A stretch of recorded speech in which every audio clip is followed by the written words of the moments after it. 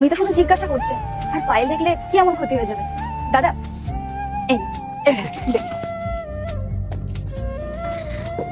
বাবা, কত বড় ফাইল, কত বড় বড় লেখা, আমি তো কিছুই বুঝতে পারছি না, তবে দেখে খুব ভালো লাগছে।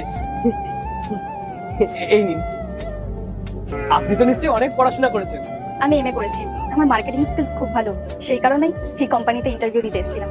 এগুলো দেখে না খুব ভালো লাগলো, কত বড় বড় লেখা, কিন্তু আমি না কিছু বুঝতে পারিনি, আসলে মুখ্য সূক্ষ্ম মানুষ তো ওই জন্য, কিন্তু ভালো লাগলো খুব। আচ্ছা শুনুন না, বলছি আপনারা আমাকে একটু সাহায্য করতে পারবেন? না, আমরা তোমাকে কোনো সাহায্য করতে পারবো না, আর আমাদের কাছে না অত ফালতু সময় নেই তোমাকে সাহায্য করার মতো।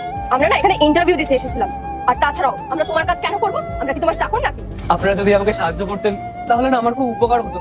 আসলে এই আপনার কাছে কত বড় বড় ফোন আছে না, এই ফোনগুলো তো অনলাইন হয় না, ওই যে টাকা পাঠানো যায়, ওগুলো তো হয় আপনাদের ফোনে। আসলে আমার কাছে ৬,০০০ টাকা আমার ভাইকে পাঠাতে হবে।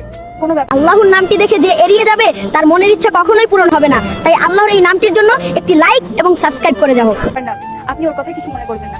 ও মুখে একটু তেতো কথা বলে, কিন্তু ওর মনটা অনেক ভালো। আপনি বলুন না, আমি আপনার সাহায্য করছি। রিতা, তোর সমস্যাটা কি বলতো আমায়? কখনো তোর ফাইল দেখাচ্ছিস, কখনো ওর বাড়ির লোকে টাকা পাঠাচ্ছিস, আর আমরা কি ওর চাকর নাকি যে ওর কাজ করবো এখানে বসে বসে? তুই বেকার বেকার এখানে দাঁড়িয়ে দাঁড়িয়ে সময় নষ্ট করছিস, চল এখান থেকে। আরে তুই দাঁড়া না।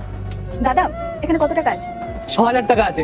আসলে এই টাকাটা না আমার ভাইকে পাঠাবো। আমার ভাই ক্লাস 12-এ পড়ে, ওরা পড়াশোনায় খুব ভালো, ওর পড়াশোনার ফিজের জন্য এই টাকাটা আমাকে ওখানে পাঠাতে হবে। আমার ভাইকে আমি অনেক বড় মানুষ তৈরি করবো, ওই জন্য আমি এই টাকাটা পাঠাচ্ছি।